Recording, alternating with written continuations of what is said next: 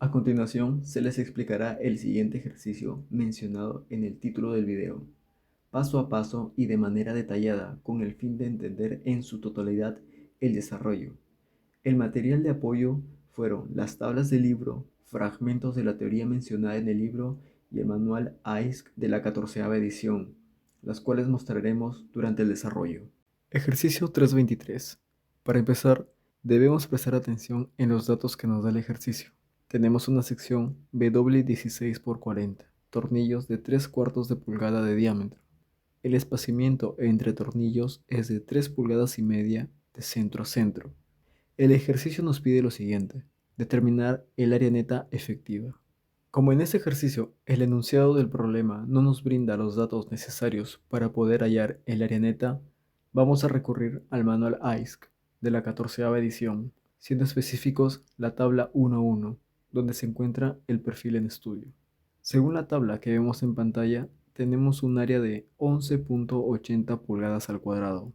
La altura de la sección es de 16 pulgadas. El espesor del patín es de 0,505 pulgadas. Y pues la distancia Y aún la vamos a explicar más adelante. En este tipo de ejercicios, donde nos piden el área neta efectiva, es necesario saber la distancia medida desde la cara exterior de la sección atornillada hacia el centroide. En este caso se medirá en Y. Se preguntarán por qué es necesario hallar este dato. Este dato es necesario para poder hallar el factor de reducción U. Esto vamos a explicarlo con mayor detenimiento más adelante. Si buscamos los datos para X y para Y en el manual, teniendo en cuenta la sección que nos da el enunciado, podemos darnos cuenta que no contamos con esos datos. El manual no nos brinda esto. Por lo que vamos a recurrir a la mitad de la sección, que en este caso sería WT 8×20.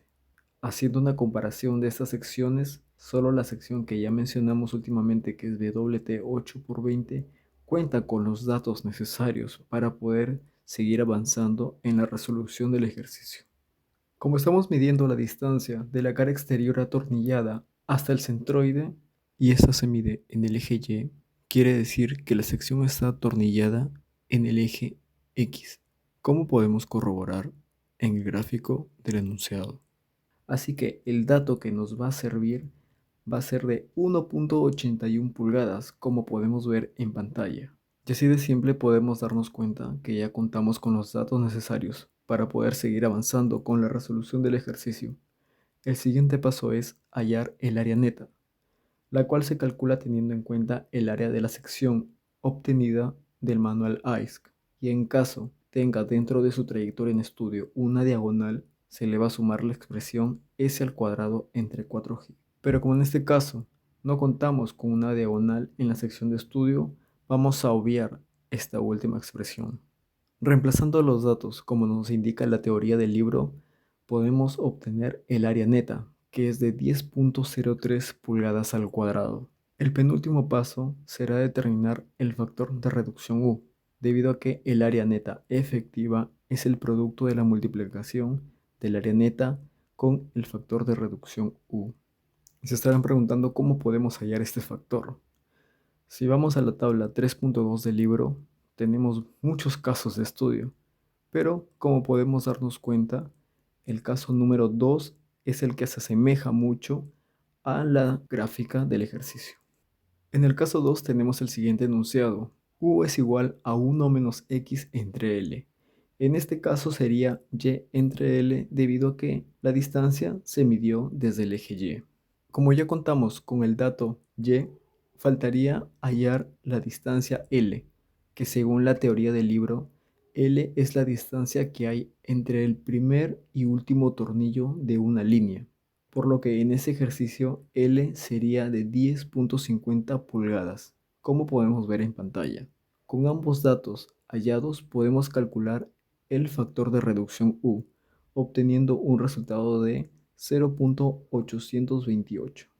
Esto ya lo hemos explicado con mayor detenimiento en ejercicios anteriores, pero siempre es importante repetirlo. El área neta efectiva es el producto de la multiplicación del área neta con el factor de reducción U, obteniendo finalmente el producto de 8,30 pulgadas al cuadrado. Yo sé que a estas alturas ya se pueden dar cuenta de ciertos detalles. El enunciado del problema nos dice que la respuesta es de 8.53 pulgadas al cuadrado, pero nosotros obtuvimos 8.30 pulgadas al cuadrado. Ahora vamos a explicar el porqué de esas respuestas. Si bien mencionamos, el caso 2 es el que más se asemeja al gráfico del problema, en el caso 7 ocurre algo muy particular. Menciona que para perfiles W, M, S, OHP o Ts cortadas, que es este caso, cuando se calcule U nos permite utilizar el mayor valor. En cuanto a U, en el caso 7 podemos tener tres respuestas. Puede ser 0.90, 0.85 y 0.70.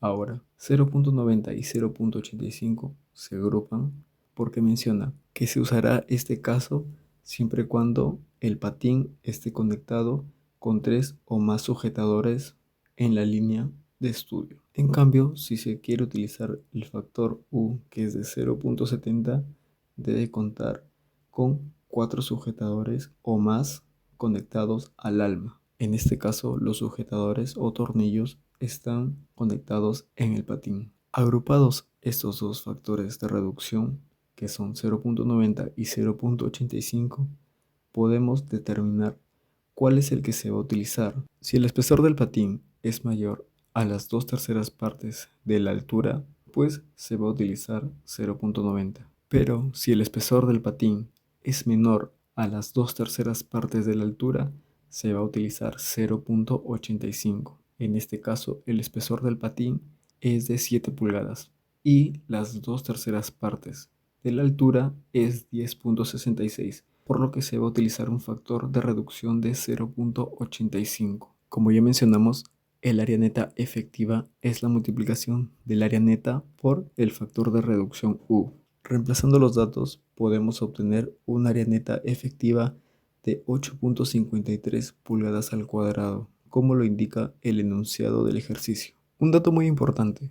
En el caso 7 se nos indica entre paréntesis que si se calcula el factor de reducción U según el caso 2, se puede utilizar el mayor valor. Lo que quiere decir es que ya corre por cuenta propia si se va a considerar un factor de reducción calculado por medio del caso 2 o calculado por medio del caso 7. Solo si se cumplen lo indicado en la descripción del caso 7. De esta manera podemos dar por concluido el ejercicio.